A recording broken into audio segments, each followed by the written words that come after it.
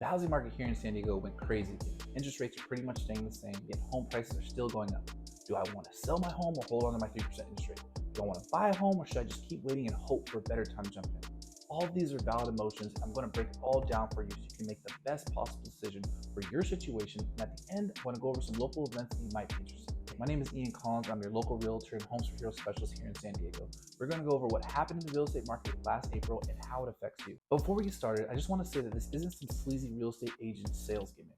The intent of these videos are to arm you with factual information so you can make the best possible decision for you and your family and be able to navigate through all the hearsay and inaccurate information that's out there. If you happen to work together someday, that's great. I'd love to help you.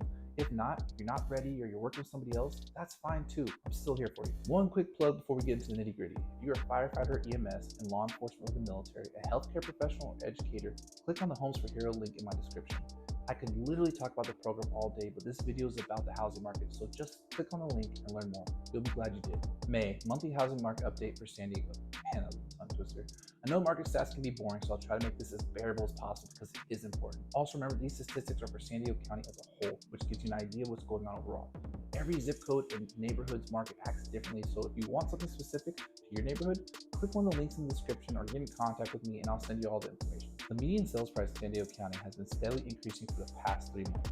No one can predict the future, but if I was a betting man, I would put my money on the market increasing again this month. If you're trying to wait for the perfect time to buy a home, you're about 4 months late. Just for some perspective, the home that cost $850,000 back in January are selling for over $952,000 in April. I'm not trying to influence you to buy or tell you what to do. I'm just giving you some perspectives and you can take it for what you will. The inventory of homes for sale decreased by 13 homes to 2,250 homes total for both single-family homes and condos and townhomes. The month supply of inventory stayed at 1.3 months of inventory for single-family homes and 1.1 months of inventory for condos and townhomes, which hasn't changed since March. So no real change in inventory or months of supply. We're still heavily in the seller's market, if that's what you want to call it. Why do I say that? Because homeowners' equity is still being held hostage by the interest rates, meaning that people who would normally upgrade or make some sort of moves aren't putting their homes on the market because the equity they earn doesn't go as far with a 6% interest rate as it would have with a 3% interest rate. So we're seeing homeowners opt to stay in their current homes, which in turn keeps inventory low and prices high. The only demographic that is truly benefiting from the situation is the non-occupied owners, which are landlords and secondary homeowners. If they want to cash out on their invested property, and it's not going to affect the current of the situation, so the world is yours. Landlords, we're just all living in it.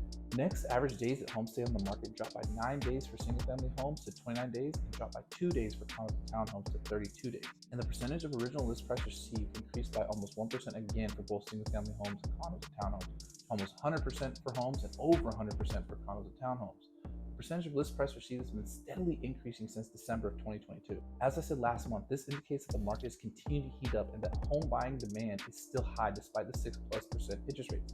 I've been saying it for months, but interest rates don't have to go down for the housing market to surge again. They just have to stabilize, which they pretty much have. Homes that are on the market are selling faster for more than they were 6 months ago.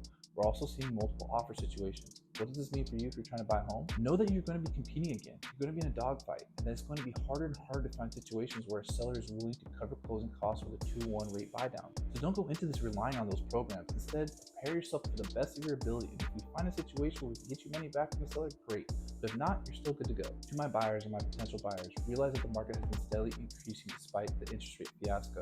At this point, there are a lot of you that have been waiting for years for the right time to buy.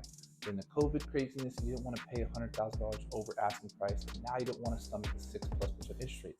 I get it, but I'm going to be honest with you. There's never going to be a perfect time to buy a home in San Diego. Maybe we need to take a long look in the mirror and see if we have some wiggle room in what we want and what we need. Maybe we don't need a dual vanity and 3 bedrooms. Maybe we can get by with 2 bedrooms. I don't know, and I can't answer that for you, but I just don't want you to look back another year from now and say that you wish you would have acted. To my homeowners and future sellers, I don't really have much for you.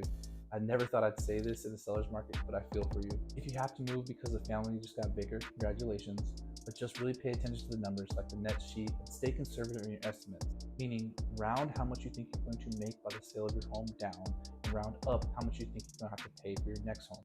This will ensure that you don't bite off more than you can chew, but at the end of the day, it's a good problem to have. To my landlords and secondary homeowners, if you've been thinking about cashing on your investment property here in San Diego, please call me, text me, send smoke signals.